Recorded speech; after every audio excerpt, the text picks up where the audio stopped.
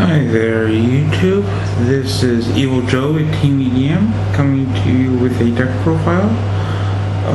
This is a deck that I've been kind of playing around with for a while now. Basically, I've been playtesting some variation of this ever since this card was announced for the LCG. So yeah, zombie deck. So I've been kind of testing around with this, and it's done really well at the local level. I took it to regionals and I didn't do too well with it there.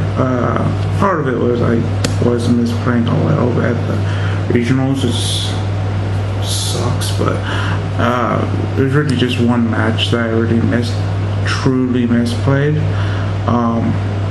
And at that point I was just so disheartened because I really thought this deck could actually, I wasn't expecting to do like really well, but I thought I was going to do better than I did. So yeah, keep that in mind, that maybe it's not a regional or above level deck, but it's still a deck that I like. So I'm gonna keep it together somewhat. You'll notice as I'm going through this, a few of the cards are in different sleeves, and that's because I'm testing for YCS Minneapolis and I'm seeing which deck I like the best. So I'm testing a couple other decks. Most of the other cards are in one different color. Instead of blue, they're in red. So yeah, we'll go into this right now then. So starting off, we have 3 copies of Mizuki, just special summon zombies, and it's recursable with Omega. Next we have 3 Unizombie, because it's Unizombie, it's amazing. 3 Shiranui Solitaire. Its only target in my deck is this.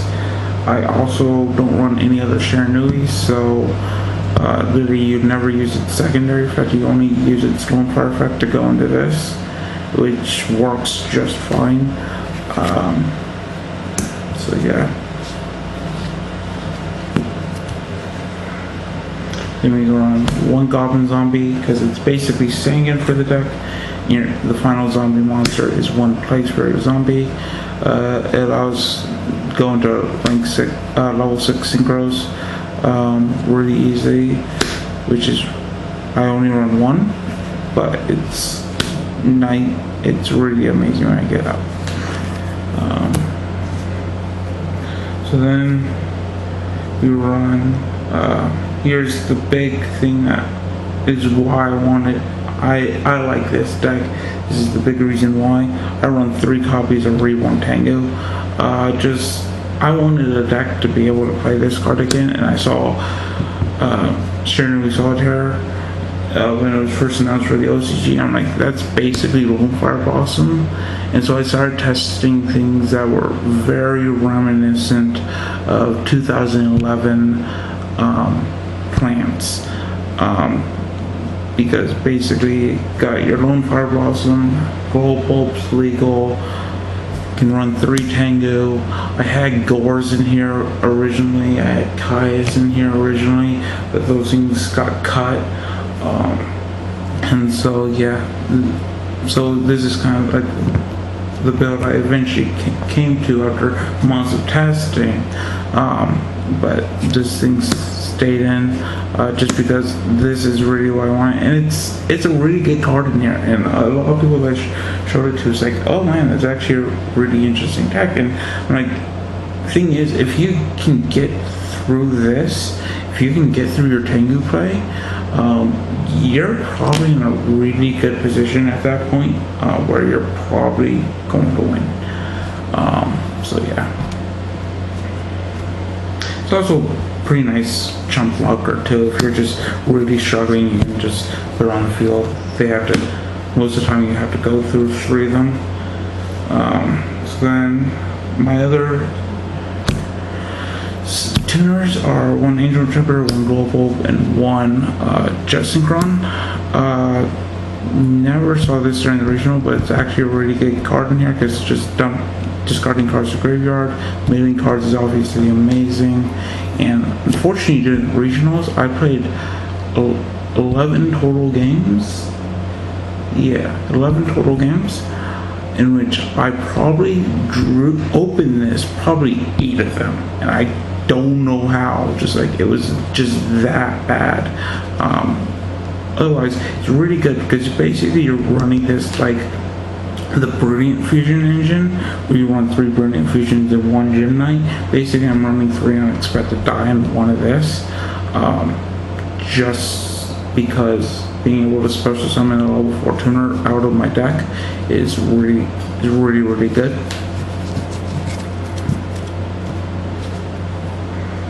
Then final monsters, 2 Maxi, because Maxi's too good in this format. In spells, you have 3 instant fusion. I really want to see this card because going into Norden with this is just amazing. If you open this in Unizombie, you have 2 Omegas right there, first turn. So yeah, either Unizombie or Shiranoise Solitaire. If you open this in one of those 2 cards, you have 2 Omegas first turn. Unless you're playing Maxis, then you might want to be smart about what you're doing. But yeah, if they don't have Maxis, you've got 2 Omegas. Then we got the 3 Unexpected Dives, which I explained. Then we got 3 Twin Twister. This deck kind of dies to back row, so I just wanted to have those in there.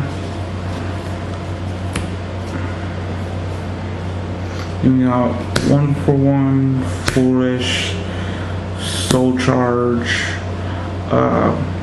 Burial. You kind of side this out a little bit, but it's really good for extending play, so you only really side it out when you just need 1 more card to side out.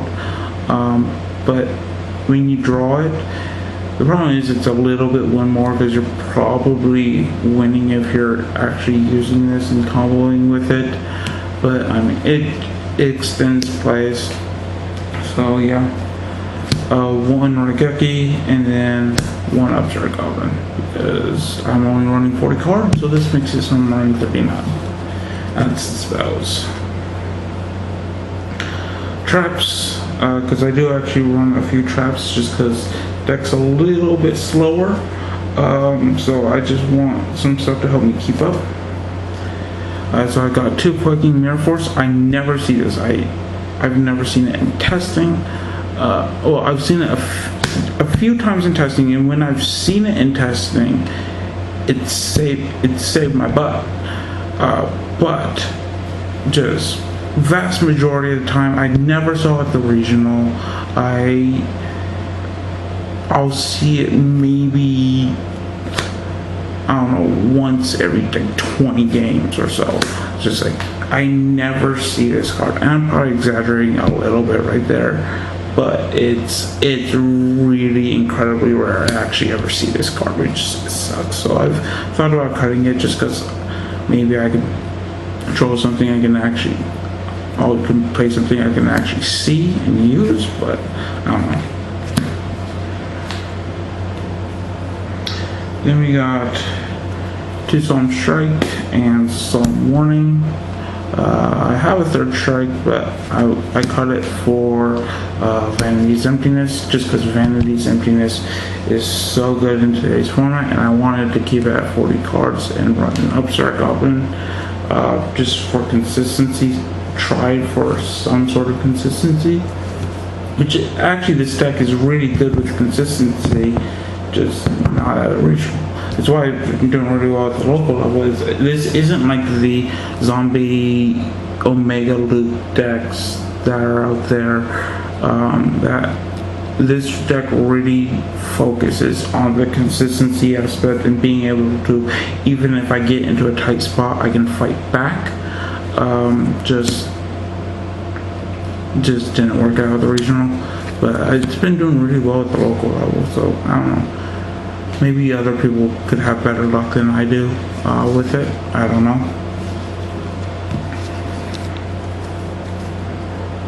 So that's the main deck. Extra deck, we have Norden, obviously, Armides, because level 5 synchro, you almost never actually keep it on the field for very long. Every once in a while, if you're facing like Yangtze Metal Foe or BA, it's pretty cool to just pop out there.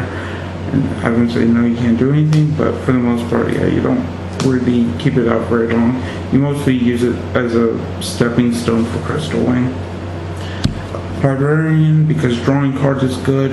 Here's the 1 level 6 synchro, which is Coral Dragon, which is also a tuner. So that if you get Plague and Tengu out, you can go into this thing. Then if you have a card in your hand, you can pop a card. If not, you can just go straight into Leo and get another Tengu and draw a card off of it, and it's really good. Black Rose, because nuking boards.